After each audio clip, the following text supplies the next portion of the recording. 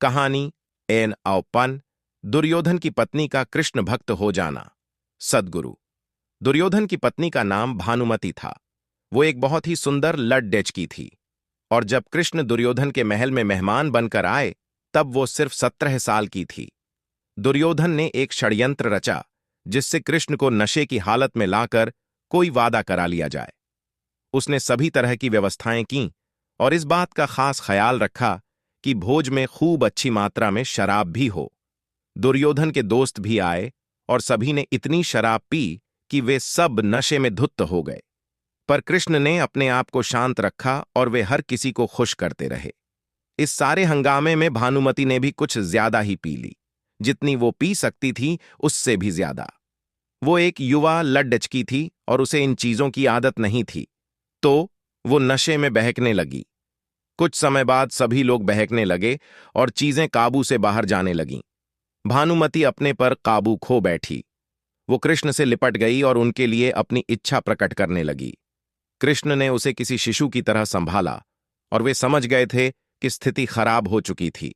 वे समझ गए थे कि भानुमति अगर कुछ गलत कर बैठी तो बाद में संभाल नहीं पाएगी और हस्तिनापुर की रानी का गौरव कलंकित हो जाएगा।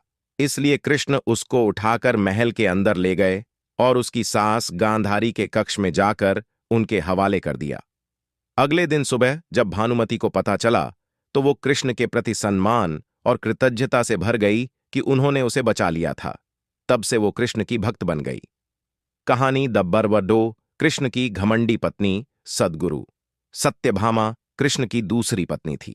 वो एक बहुत ही घमंडी स्त्री थी।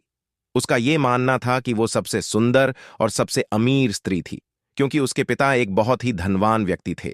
तो सत्यभामा जितने और जो रत्न और आभूषण और संपत्ति चाहती थी वो सब उसके पास थे।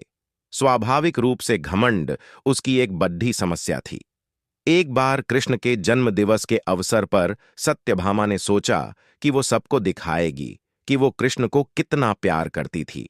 तो उसने तय किया कि वो कृष्ण के वजन जितना सोना शहर के लोगों में।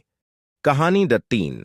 कृष्ण का अर्धभक्त एक दिन कृष्ण दोपहर में खाना खा रहे थे और सत्यभामा बहुत ही खुशी और गर्व के साथ खाना परोस रही थी, क्योंकि वो ऐसे व्यक्ति नहीं थे जो रोज खाना खाने घर पर आए।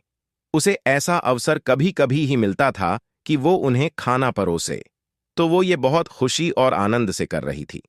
खाने के बीच में ही कृष्ण अचानक उठ खड़े हुए और हाथ धोए बिना ही दरवाजे की ओर दौड़ने लगे। सत्यभामा अवाक रह गई और बोली, अरे ये क्या है? खाना तो खा लीजिए और फिर जाइए। कृष्ण बोले, नहीं, मुझे जाना जरूरी है, और मुख्य दरवाजे की ओर दौड़ पड़े। पर अचानक वे वापस मुद्दे और खाना खाने बैठ गए।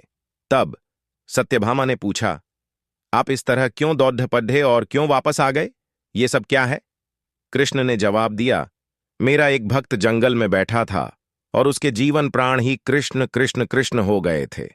मैंने एक भूखे बाघ को उसकी ओर आते देखा तो मुझे जाना पड़ा। मैं दरवाजे तक पहुंचा ही था कि उस बेवकूफ ने पत्थर उठा लिया, तो मैं वापस आ गया। अब उसे अपने आप ही अपनी परिस्थिति में